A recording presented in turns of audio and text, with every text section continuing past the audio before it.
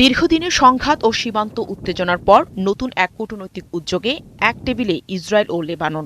যুক্তরাষ্ট্রের মধ্যস্থতায় দুদেশের মধ্যে একটি নতুন ত্রিপক্ষীয় কাঠামোগত চুক্তি স্বাক্ষরিত হয়েছে। ওয়াশিংটনে স্বাক্ষর অনুষ্ঠানে ছিলেন মার্কিন পররাষ্ট্রমন্ত্রী Marco Rubio. Today is a good day in that we are happy to announce a framework agreement between লেবাননের সরকার এবং ইসরায়েলের মধ্যে একটি কাঠামো চুক্তি ঘোষণা করতে পেরে আমরা আনন্দিত। যুক্তরাষ্ট্রের মধ্যস্থতায় এই চুক্তিটি স্থায়ী শান্তি ও নিরাপত্তার জন্য একটি কাঠামো স্থাপনের সূচনা করবে, আর এটাই এই দুই দেশের প্রাপ্য।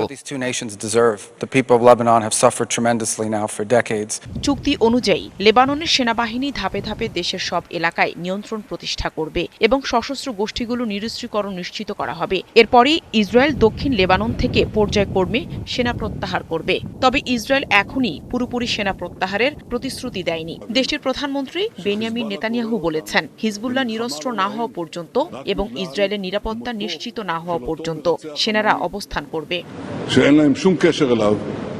আর লেবাননের প্রধানমন্ত্রী নওয়াফ সালাম বলেছেন, এই চুক্তির লক্ষ্য ইসরায়েলের দখলকৃত সব লেবানি এলাকা থেকে সেনা প্রত্যাহার নিশ্চিত করা। প্রেসিডেন্ট জোসেফ আউনো একে লেবাননের পূর্ণ সার্বভৌমত্ব পুনঃপ্রতিষ্ঠার প্রথম ধাপ হিসেবে উল্লেখ করেছেন।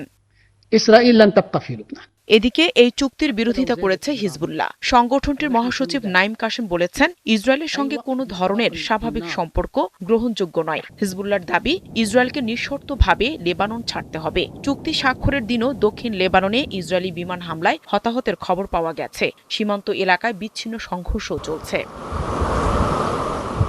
তবে বিশ্লেষকদের মতে এই চুক্তি সংঘাত নিরসনের একটি গুরুত্বপূর্ণ পদক্ষেপ হলেও এর সফল বাস্তবায়ন নির্ভর করবে হিজবুল্লাহ নিরস্ত্রীকরণ, লেবাননের রাষ্ট্র নিয়ন্ত্রণ প্রতিষ্ঠা এবং ইসরায়েলের সেনা প্রত্যাহারের ওপর। তবে চুক্তি বাস্তবায়ন নিয়ে রয়ে গেছে গভীর অনিশ্চয়তা ও পক্ষগুলোর ভিন্ন অবস্থান। নাহিদা রিন্থি, ৭১।